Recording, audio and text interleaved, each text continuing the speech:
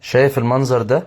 دي مش طينة، ده نتيجة استخدام زيوت بلزوجات غير مناسبة ومواصفات غير مناسبة. طبعا العربية دي سبورتاج 2017. باشمهندس شرفنا يغير جوان غطا تكيهات، ولما حلينا شفنا المصيبة اللي انتوا شايفينها دي.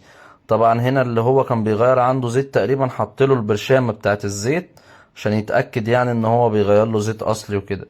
طبعا الزيت اللي كان بيستخدم في العربية دي زيت 3000، ولما حب الميكانيكي يعني يفوق العربية بقى يحط لها زيت 5000 معدني.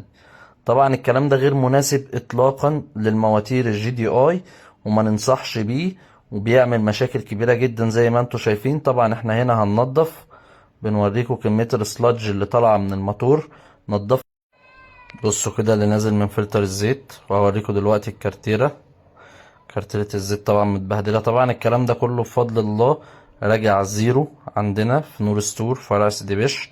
الشغل ده متوفر في جميع فروع نور ستور، ولو حابب تعرف اللزوجة المناسبة ليك ابعت لنا على الصفحة.